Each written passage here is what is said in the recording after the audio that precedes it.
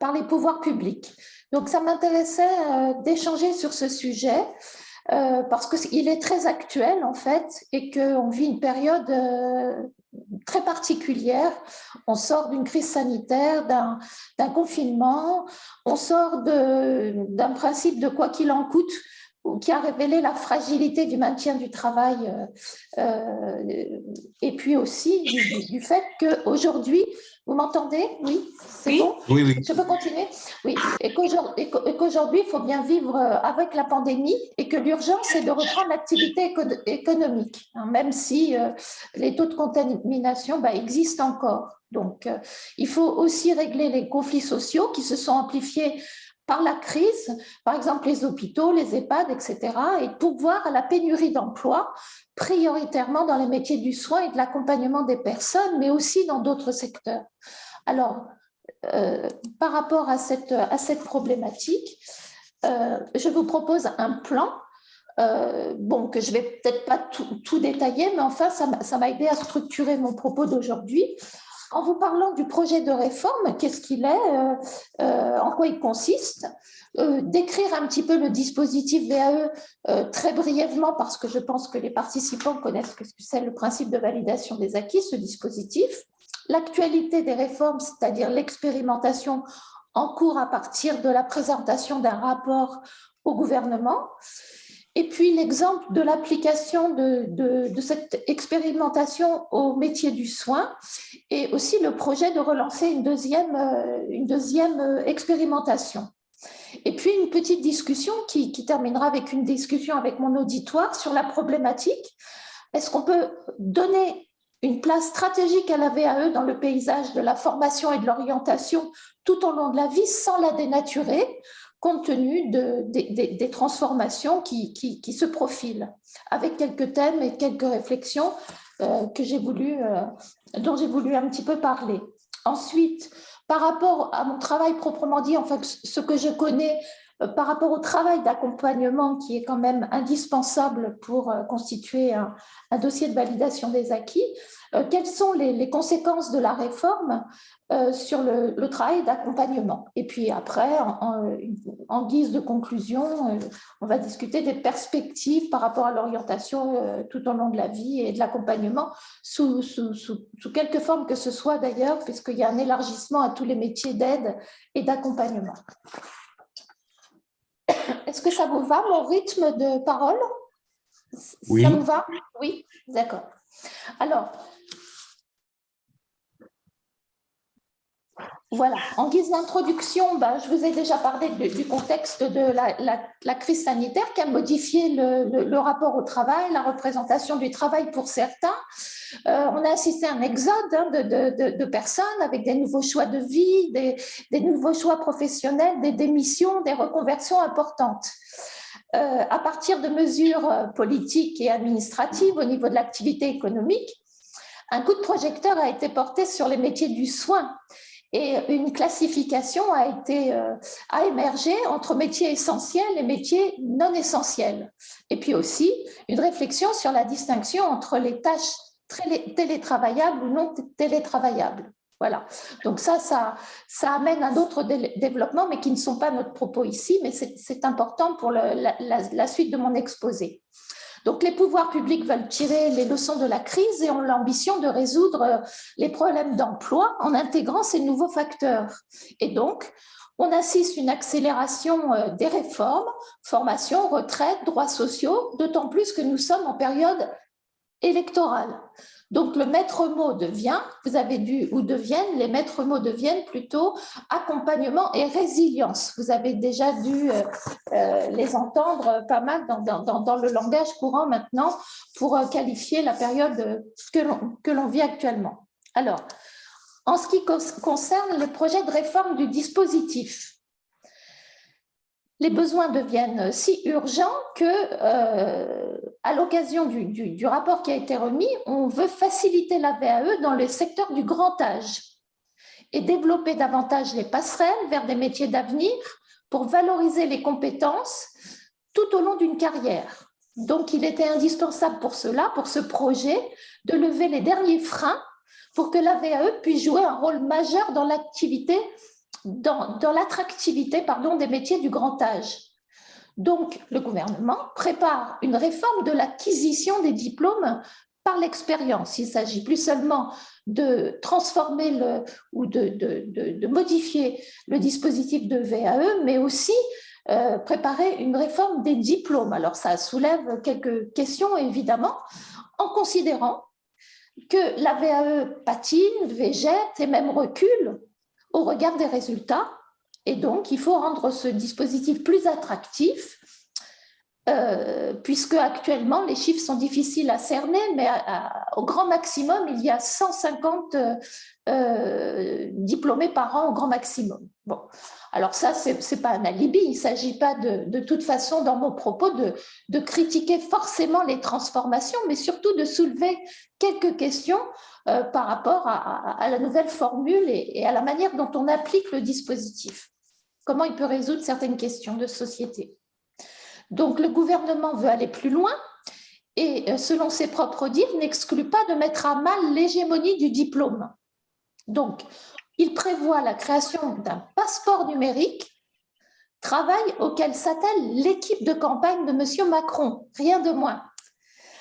L'équipe de campagne qui souhaite fournir un outil qui est déjà esquissé dans le rapport de Rivoire sous forme de portail numérique de services publics dédié à la VAE, avec le souhait de le finaliser en juin 2022.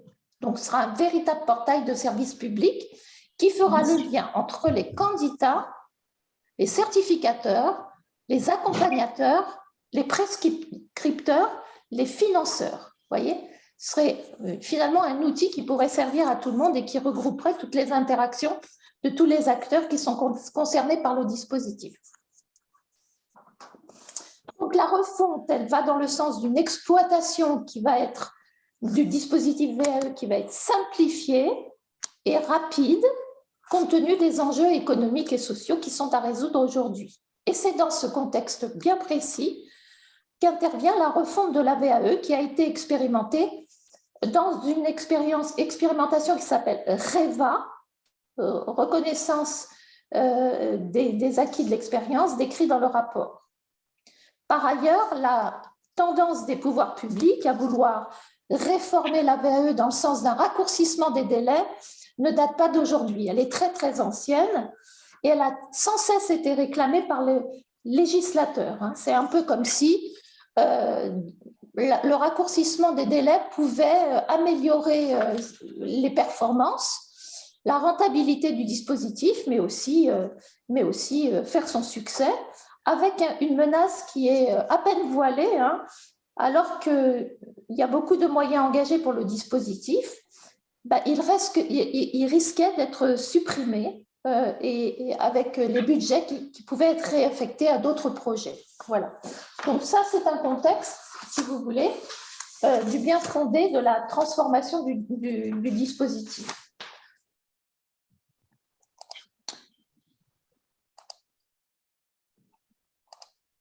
Alors, la description du dispositif, si je le rappelle, ça permet à toute personne de faire valider ses acquis de son expérience professionnelle en rapport direct avec le contenu d'un diplôme qui est sollicité et utilisé au titre de la validation en vue de l'obtention d'une certification.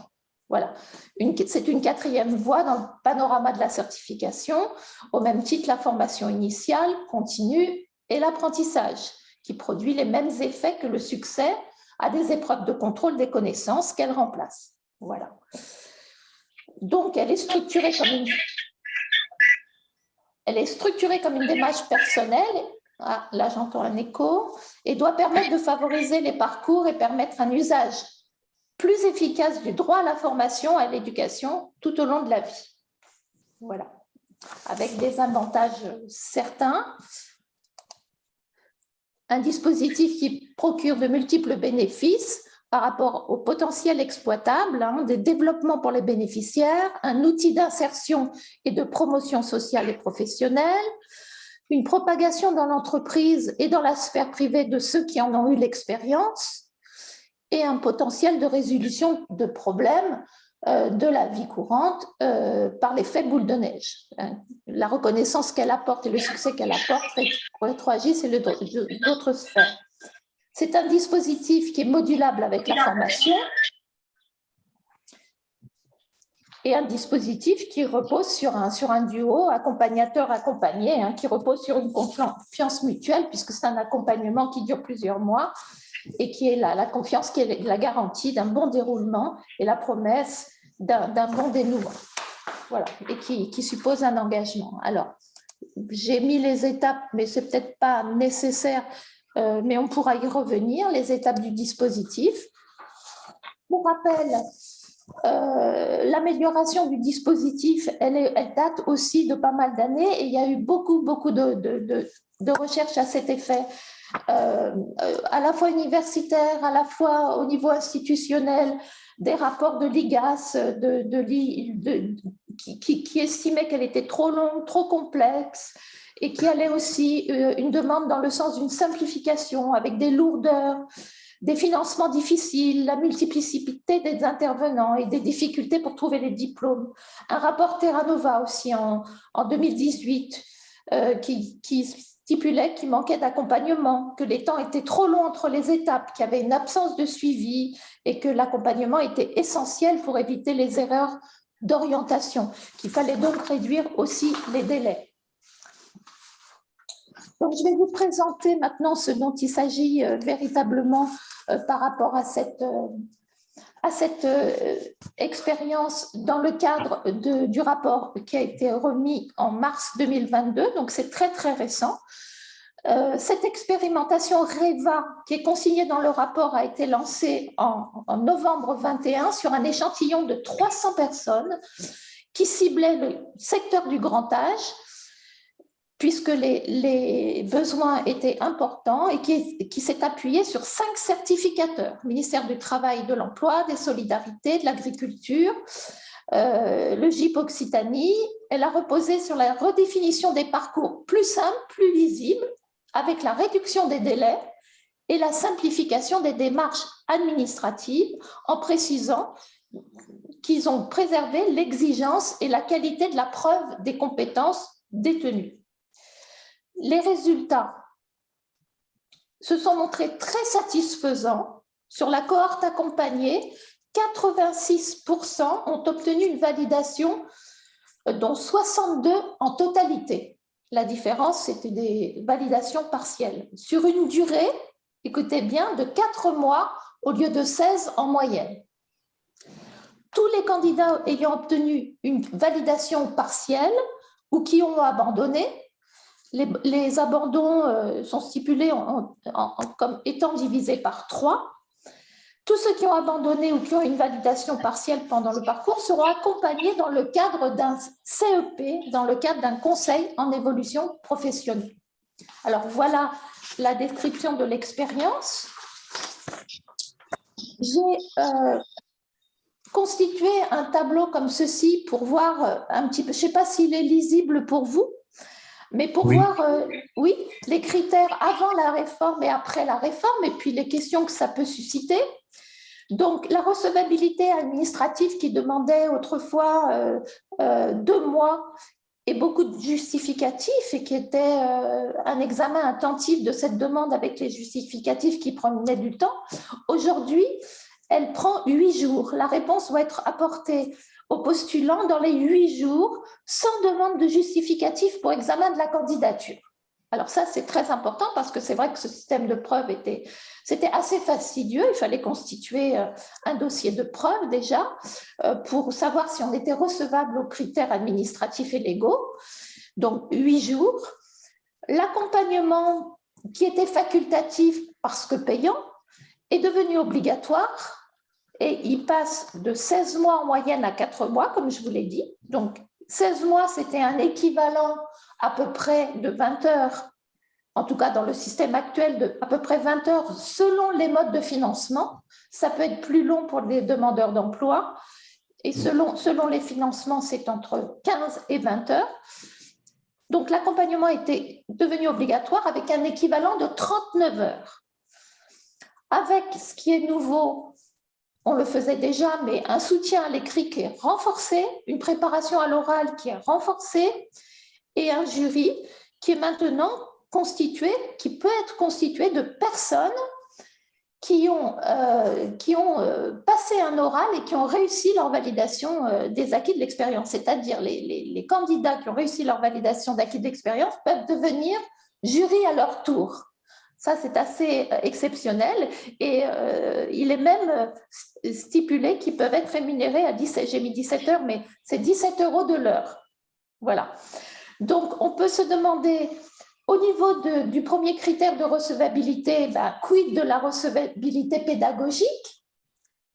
Dans l'accompagnement, on peut aussi se poser la question de comment est fait l'accompagnement en fonction des certifications. Ce n'est pas la même chose d'accompagner quelqu'un pour un niveau bac 2 que d'accompagner un ingénieur, par exemple. Donc, on se pose la question des modalités.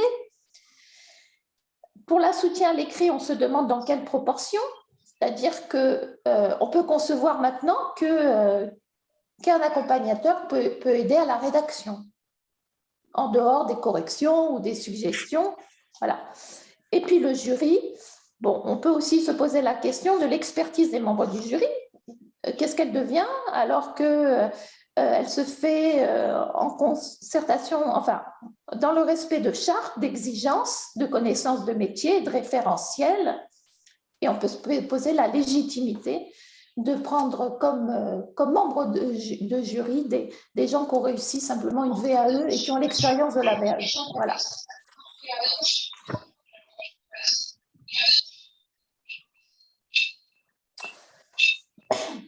La deuxième expérimentation qui est prévue, donc cette première expérimentation conduit le gouvernement à l'élargissement de cette expérimentation déjà engagée sur d'autres champs, d'autres certifications, et permettra de poursuivre la réflexion sur l'évolution de la VAE dans un cadre de gouvernance partagée. C'est M. Blanquer qui précise ça. Pour confirmer les principes déjà testés dans la première expérience, sur la base de ces résultats, il s'agit maintenant de tester à plus grande échelle ces axes d'évolution de la VAE avec un élargissement aux salariés, aux aidants, aux pères familiaux, en plus des demandeurs d'emploi, avec un volet spécifique à destination des réfugiés. Alors, vous voyez, c'est très, très large comme application, comme attente et surtout comme ambition. Des nouvelles certifications, notamment sur les premiers niveaux des métiers du soin, et puis de raccourcir encore une fois les délais pour obtenir une certification en 4 mois au lieu de 16, quelle que soit la certification. Alors, j'ai pris comme exemple, alors je regarde un petit peu l'heure parce que c'est un petit peu difficile d'évaluer, mais je pense que je suis dans le bon rythme. Oui. Il y avait déjà un projet en 2020 qui était engagé par Agnès Buzyn par rapport à la réforme de l'entrée dans les métiers en formation d'infirmière, donc de transformer l'entrée dans ces formations en supprimant le concours. Donc voilà, donc c'est quelque chose qui était déjà dans l'air et cette réforme aujourd'hui, elle vise à accompagner les disparités territoriales et dans des perspectives de métier à l'horizon 2080. Elle suppose d'associer tous les acteurs pour poursuivre et amplifier la réflexion et donner toute sa place à la validation des acquis. Et l'ambition étant de diversifier les voies de formation, de l'évolution des carrières et de la promotion tout au long de la vie. Donc ça implique innovation, simplification, coopération entre les acteurs. Ça, c'est Madame Vidal qui le précise. Le choix de réformer par l'expérimentation, de tester à petite échelle avant de généraliser et de parier sur l'ingéniosité des acteurs, de prendre en compte le retour des utilisateurs et de ceux qui se lancent pour ajuster et apporter un service sur mesure. C'est un petit peu paradoxal dans la mesure où on modifie, on simplifie, etc. Et en même temps, on parle toujours d'un accompagnement sur mesure. Voilà. Donc, il y a toujours cet aller-retour entre ce désir de formater, d'inclure, de simplifier, d'avoir plus de résultats. Et en même temps, on parle toujours d'un accompagnement sur mesure qui, par définition, demande du temps et de l'implication.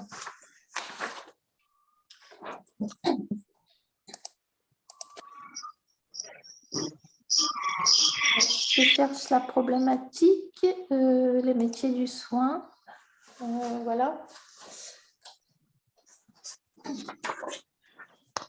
Alors, la problématique, on peut peut-être la formuler peut-être comme ça, déjà dans un premier temps, les conséquences de la réforme. À travers la réforme du dispositif et la stratégie employée pour l'emploi, la formation, l'orientation professionnelle, c'est quand même toute l'architecture de la formation initiale et continue qui me semble en question et qui doit être considérée, car ces mesures obligent les acteurs à changer de politique, d'apprentissage, de recrutement, les professeurs pour leur enseignement, pour la conception des programmes de formation, pour la place des diplômes, les politiques d'apprentissage, de recrutement, les profils de poste, etc.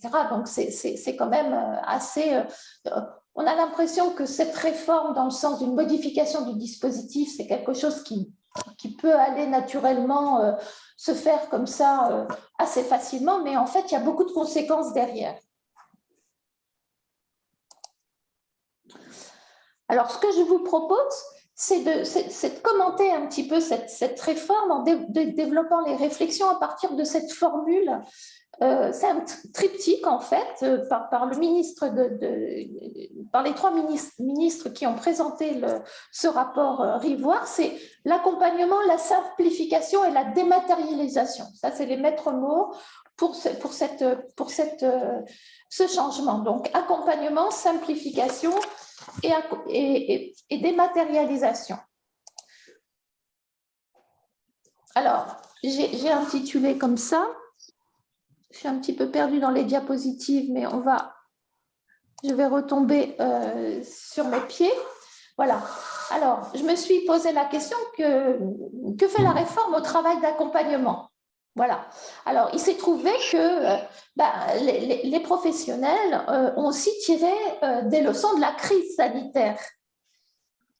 Le travail d'accompagnement, en l'occurrence celui-ci, n'a pas été estimé comme essentiel, comme les métiers du care, par exemple.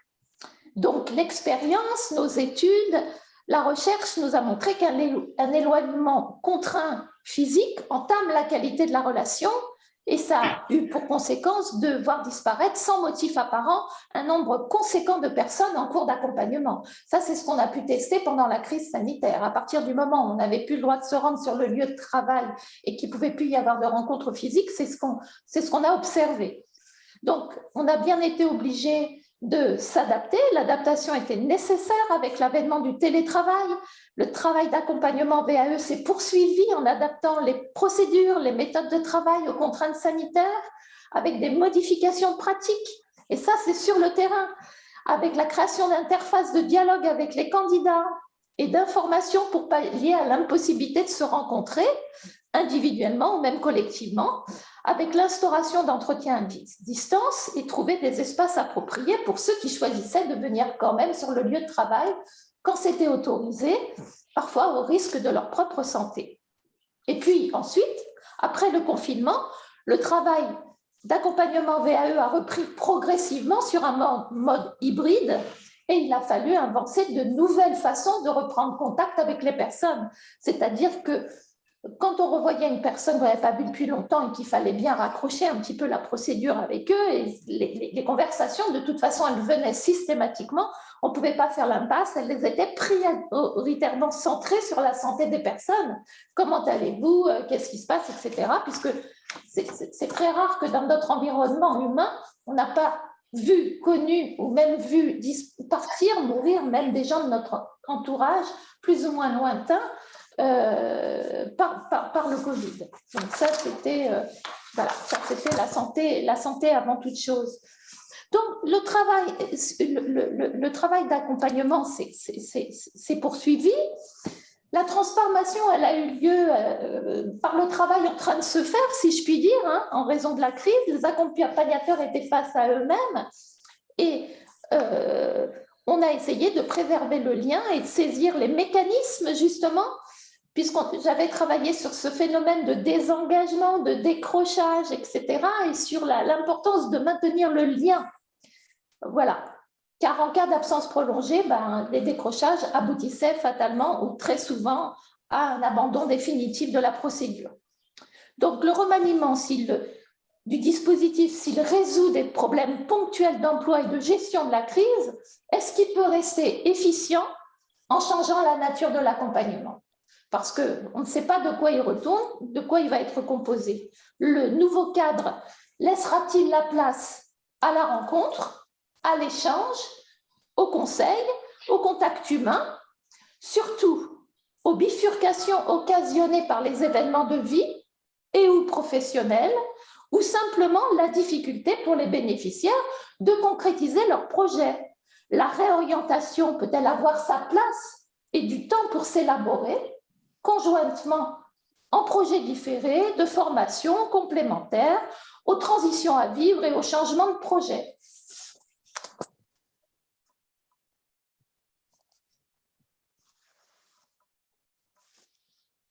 En réalité, toute une nouvelle configuration du projet réalisée à l'occasion de l'entrée en VAE et qui doit bénéficier d'un suivi indépendamment de l'inscription dans la démarche qui se trouve parfois pour un temps différé, suspendu à des dénouements éventuels, tout simplement parce que l'accompagnateur a une responsabilité envers la personne qui s'adresse à lui.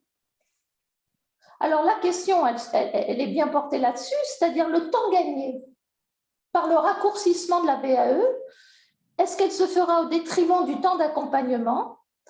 Or, le temps est un des facteurs de réussite de la procédure.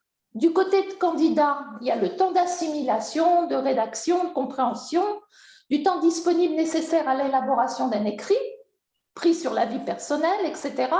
Et du côté accompagnateur, le temps d'investigation, de recherche d'une orientation nouvelle, de collecte d'informations, de délai de réponse des partenaires. L'activité d'accompagnement VAE concerne en réalité un travail qui est aussi invisible. Donc, qui dit travail invisible, qui n'est pas comptabilisé, qui n'est pas quantifiable.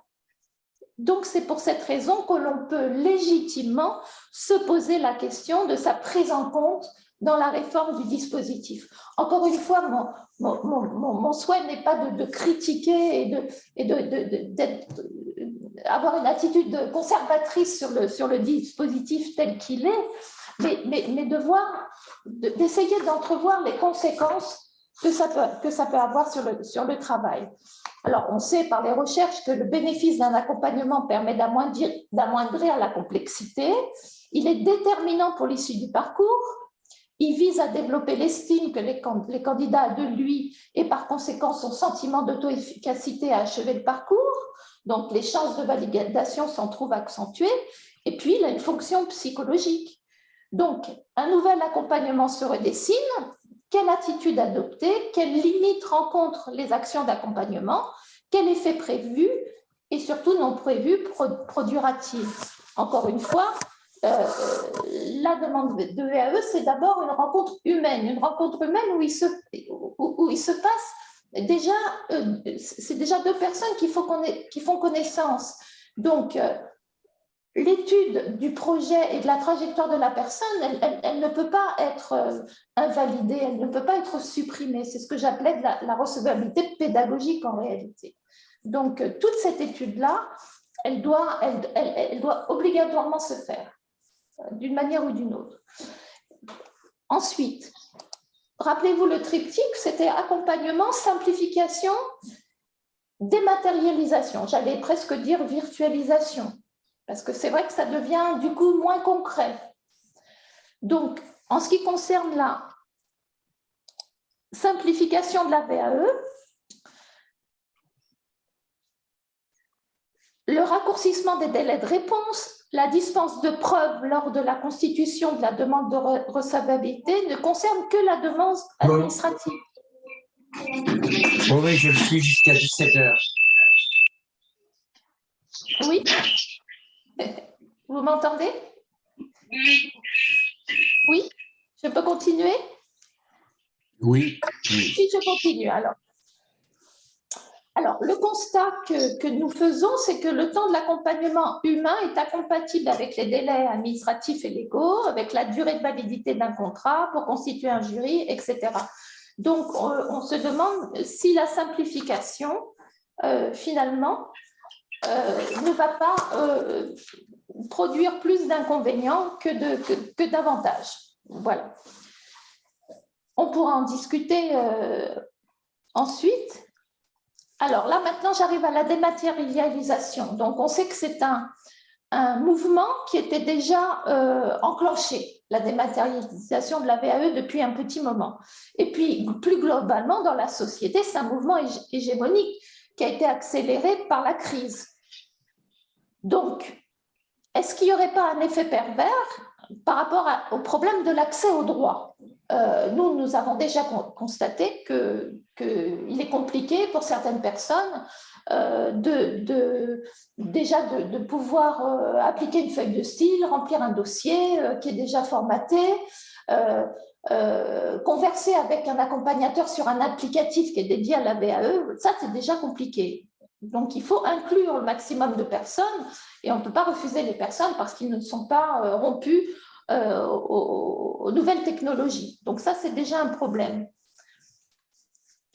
On peut aussi se poser la question si ce métier ne va pas disparaître finalement, puisque maintenant les entretiens, même à Pôle emploi, je l'ai vu récemment, en regardant VAE Pôle emploi, les entretiens se font à distance. Voilà.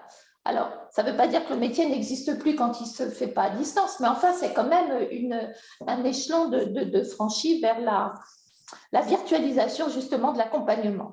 Donc, on sait très bien que l'accès aux droits, il y a 30 personnes, il y a à peu près un certain nombre, à peu près 30 personnes qui n'ont pas accès au recours de leurs droits parce qu'ils ne savent pas utiliser les nouvelles technologies. Donc, on sait aussi que ça touche d'autres champs que la formation, c'est le logement, l'éducation, etc. Donc, ça peut poser un problème.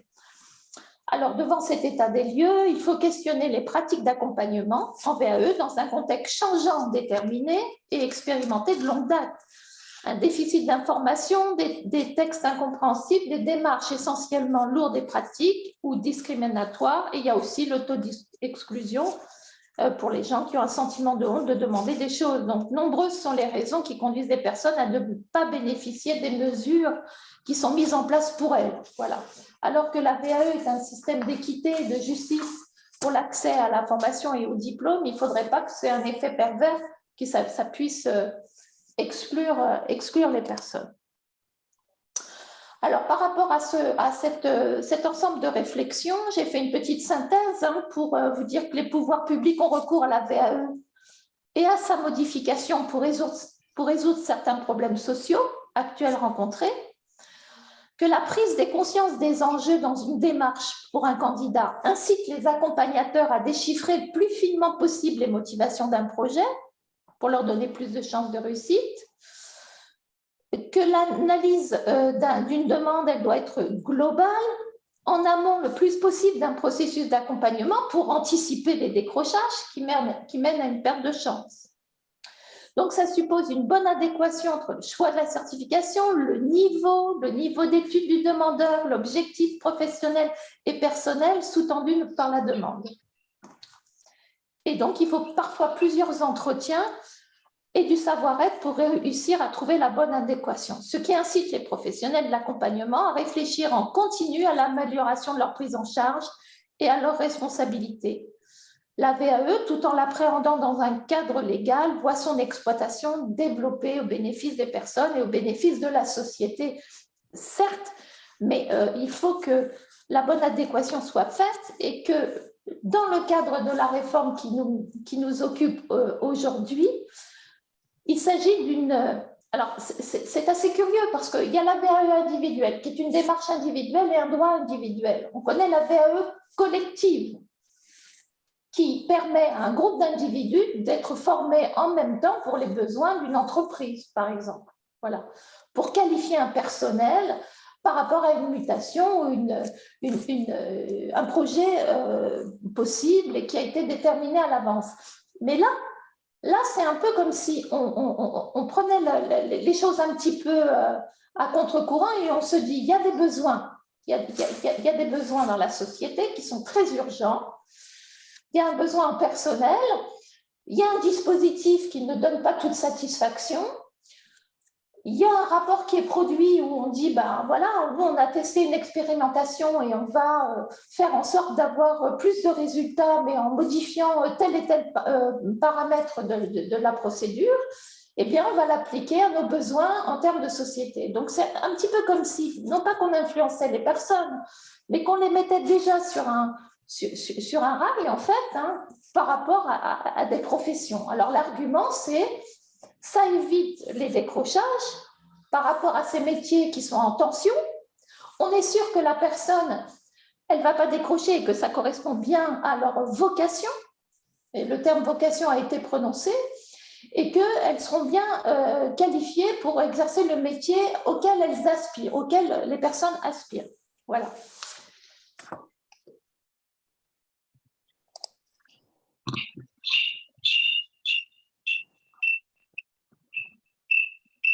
Alors, pour finir cette synthèse, on se demande si la simplification et la dématérialisation proposée va simplifier également le travail d'accompagnement en dégageant du temps pour accompagner. Ça, c'est possible aussi.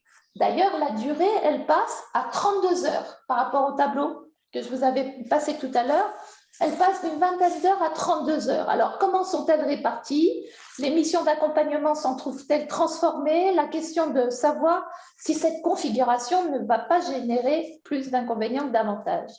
Les motivations des personnes convoquent l'intime, l'indicible, la relation à soi, la relation à l'occasion d'une rencontre confidentielle protégée par l'application d'une déontologie. Et donc, je me pose la question de savoir comment, dans ces conditions, une personne peut-elle transmettre un message chargé d'émotion à son accompagnateur pour l'aider à l'aider et comprendre sa problématique pour le guider. Voilà. Si tout se fait par interface interposée, c'est la question qui est proposée. Ça va? Ça vous paraît Oui. Ok, alors je me prends encore quelques minutes pour vous parler de quelques perspectives possibles à cet exposé.